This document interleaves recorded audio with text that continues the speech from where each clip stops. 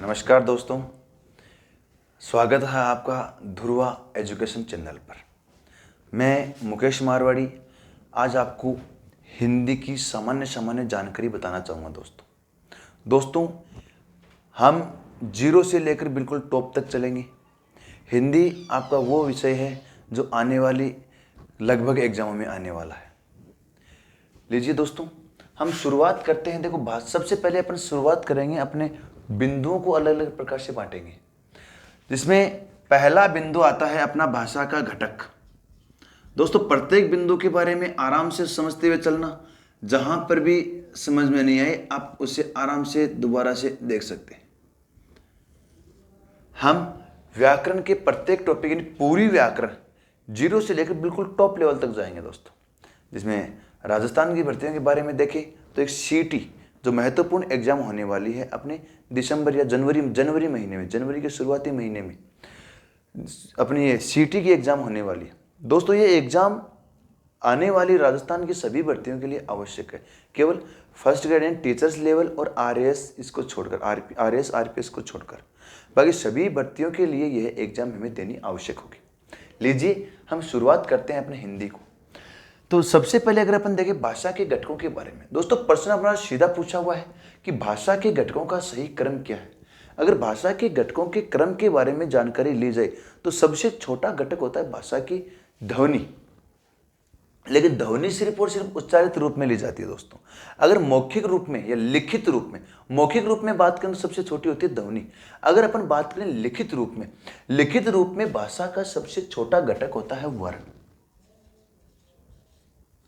सबसे छोटा घटक कौन सा होता है दोस्तों? वर्ण।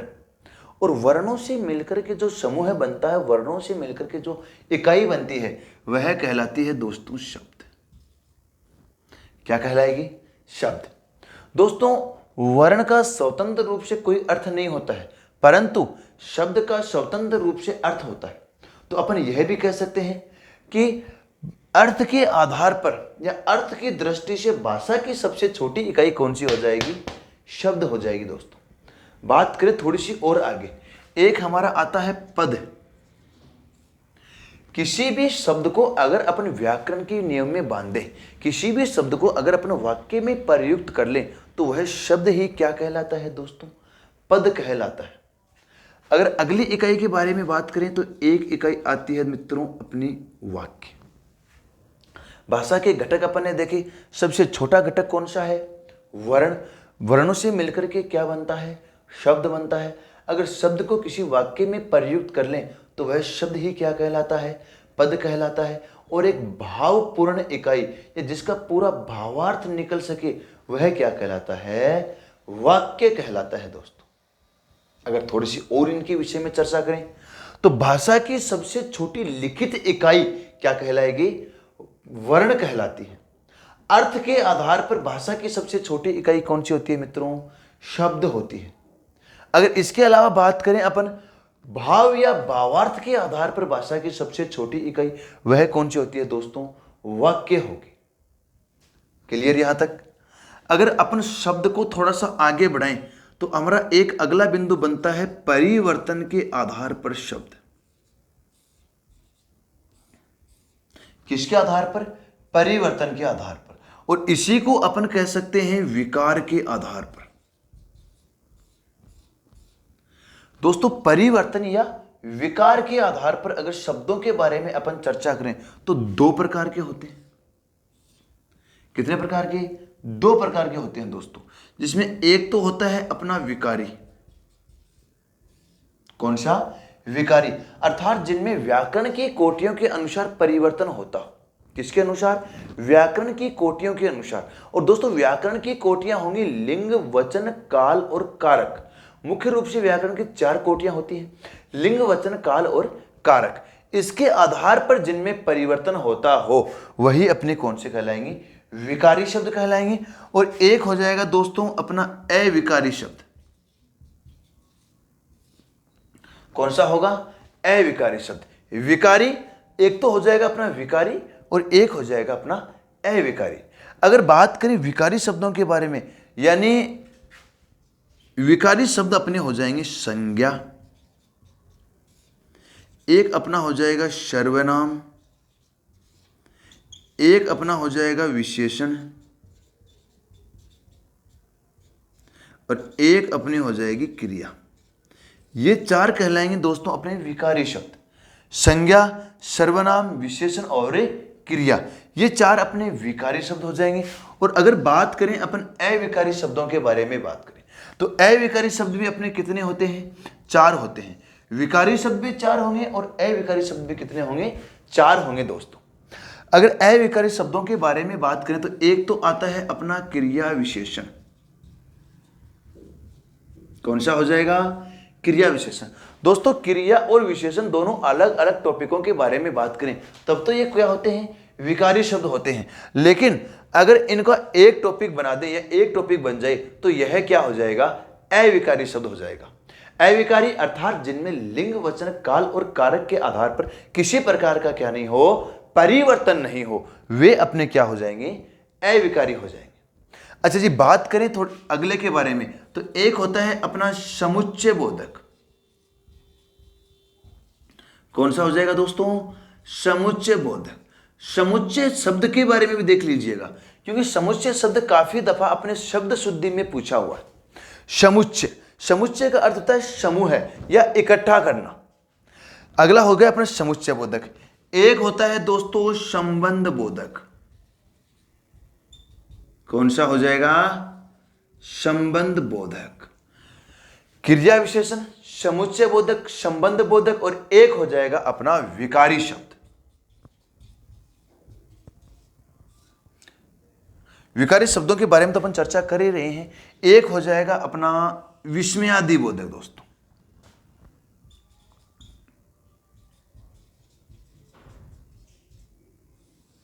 विस्मयादि बोधक। एक तो अपना क्रिया विशेषण, एक समुच्चय बोधक, एक संबंध बोधक और एक विस्मयादि बोधक। दोस्तों ये चार इकाइयां, ये चार टॉपिक अपने जाने जाते हैं विकारी के नाम से, यानी विकारी शब्दों के नाम से। अगर इसको अपन अव्यय के नाम से पुकार दें तो अव्यय में दोस्तों अपना एक टॉपिक और जुड़ जाएगा जिसे कहते हैं निपात। अर्थात क्रिया की संभावना पर कुछ अतिरिक्त बल दिया जाए, वे क्या कहलाएंगे? निपात कहलाएंगे दोस्तों। तो ये हो गया अपना विकारी शब्द। अगर बात करें अपन विकारी और अविकारी के आगे एक होता है अपने, जैसे अभी उच्चारण किया था अपन ने, व्याकरण की कोटियां। व्याकरण की कोटियां। दोस्तों व्याकरण की कोटियों के बारे में बात करें, इसी को अपन एक नाम से और जानते हैं, शब्द रूप परिवर्तन की इकाइयां। शब्द रूप परिवर्तन की इकाई। अगर रूप परिवर्तन की इकाइयों के बारे में अपन चर्चा करें तो इसमें चार इकाइयां होती हैं मुख्य रूप से। कितनी इकाइयां होती हैं? चार इकाइयां होती हैं दोस्तों, जिसमें एक तो हो जाएगा अपना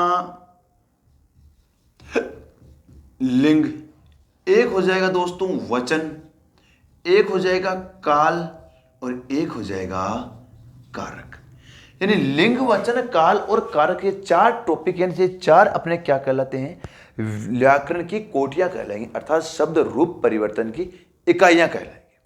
दोस्तों इन्हीं इकाइयों के आधार पर अपना जो विकारी शब्द है इसमें परिवर्तन होता है और अविकारी शब्दों में इसके आधार पर परिवर्तन नहीं होता है।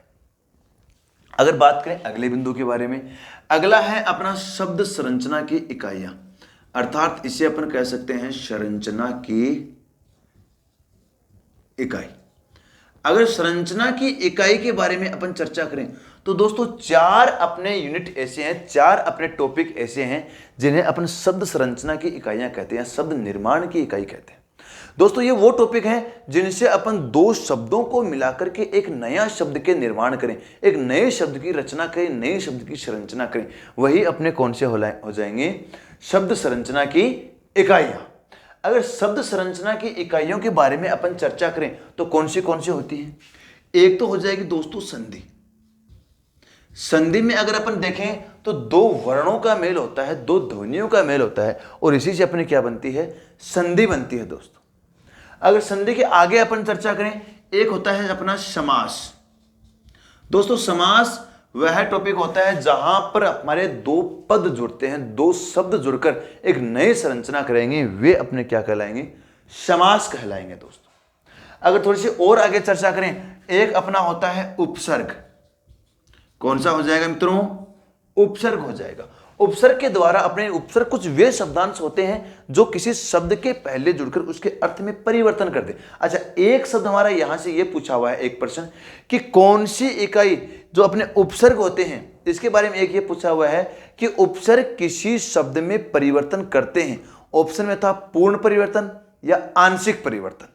कौन सा परिवर्तन कर सकते हैं? पूर्ण परिवर्तन कर सकते हैं दोस्तों अपने उपसर्ग। लेकिन प्रत्यय के बारे में अपन चर्चा करें तो प्रत्यय अपने कभी भी पूर्ण परिवर्तन नहीं करेंगे।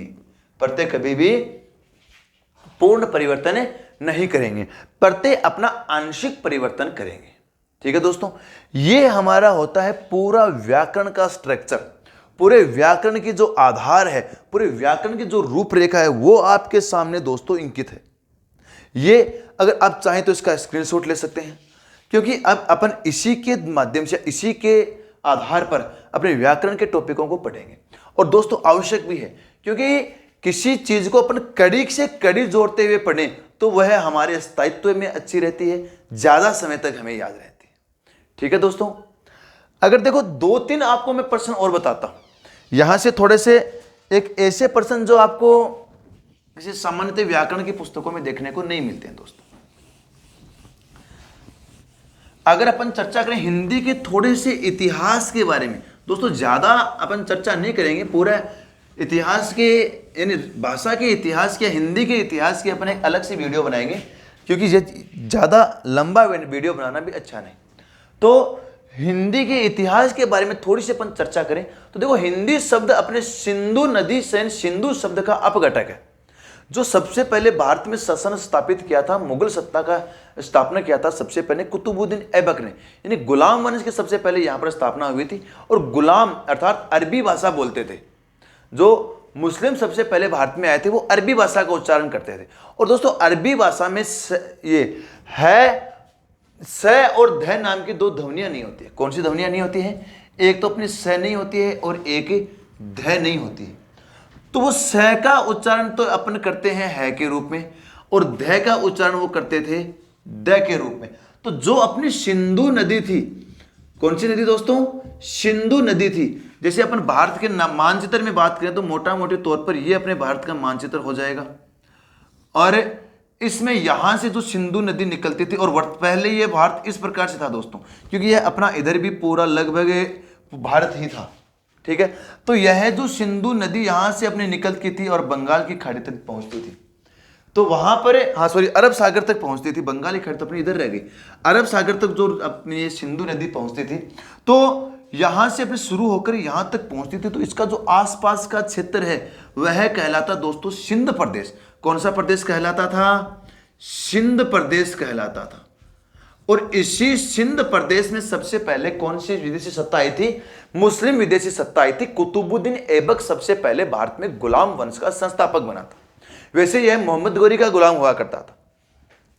तो उन्होंने इस सिंध प्रदेश को किस नाम से पुकारा? हिंद प्रदेश के नाम से पुकारा। कौन सा प्रदेश कहा इसको?